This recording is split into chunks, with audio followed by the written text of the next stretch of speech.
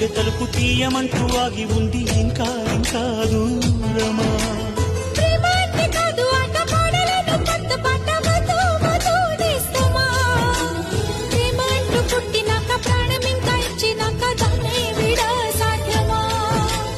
ప్రవాహమే ప్రేమన్నది ఇక వివాహమే పదమన్నది ఎదలోన దాగిన ప్రేమకు ప్రేమే తోడవని.